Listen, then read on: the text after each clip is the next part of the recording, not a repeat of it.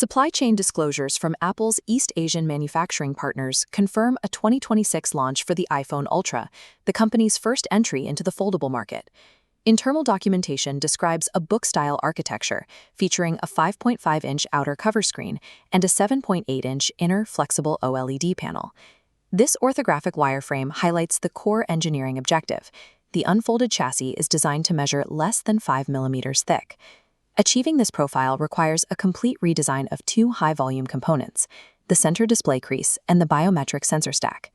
In this ultra-thin architecture, the spatial geometry of the frame dictates exactly which components can be integrated into the final device. The primary mechanical failure point in the foldable category remains the center display crease. This diagram shows a standard V-fold hinge cross-section. Foldable screens use ultra-thin glass, which experiences intense physical stress when forced into a tight bend radius, leading to a permanent indentation, the visible groove found on current models. Because the issue is mechanical, solving it requires a new hinge geometry that redistributes that stress across a wider surface. Apple's leaked solution is a multi-pivot floating gear hinge. As the cross-section morphs, the glass bows inward into a teardrop cavity. This grade 5 titanium and carbon fiber assembly maintains rigidity. The teardrop geometry allows the glass to curve gradually, dissipating stress vectors that cause creasing. When unfolded, the mechanism pulls the panel taut, resulting in a flat, crease-free 7.8-inch display. The gearless architecture used here also seals the internal mechanism, enabling a full IP68 rating for water and dust resistance. Testing data indicates the titanium assembly maintains its operational integrity over 500,000 fold cycles.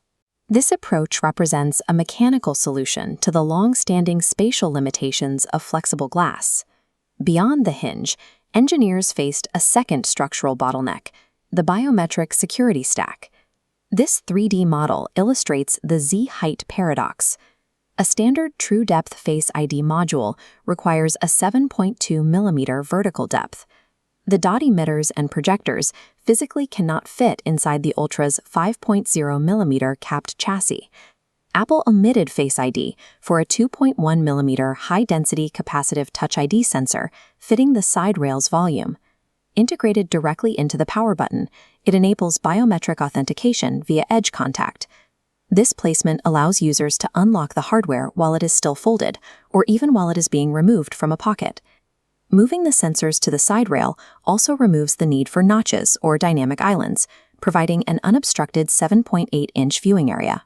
Choosing Touch ID over Face ID indicates that Apple is prioritizing the physical dimensions of the chassis over its established biometric software standards. Driving the 7.8-inch ProMotion display requires a significant shift in internal compute architecture. The logic board houses the A20 Pro 2nm chipset with 12 GB of RAM. A 4800 mAh dual-cell battery is split across both halves, providing sustained power for 120 Hz gaming. The combined cost of the 2nm silicon, the titanium frame, and the dual OLED display panels places the device in a high price bracket. This pricing matrix shows a target entry MSRP of $1,999 for the 512 GB model, with 2 TB configurations reaching $2,599. Manufacturing complexities regarding the multi-pivot hinge are expected to limit the initial global supply to between 5 and 7 million units. These production limits and the $2,000 entry price suggest Apple is positioning the iPhone Ultra as an exclusive tier above the current Pro Max. Apple is also using color to distinguish the Ultra from the rest of the iPhone 18 lineup. Leaks from accessory manufacturers confirm the device will launch in 2 exclusive finishes, a brushed silver and a deep dark blue. This aesthetic provides immediate visual separation between the foldable Ultra and standard rigid models. While the $2,000 price point is a significant barrier to entry, it targets a specific market of executive power users and early adopters. Achieving a crease-free display within a sub-5 mm profile required a mechanical solution to the physical limitations of flexible glass. The iPhone Ultra establishes a technical baseline for a mature, crease-free folding mechanism, resolving the primary engineering complaints associated with earlier foldable hardware.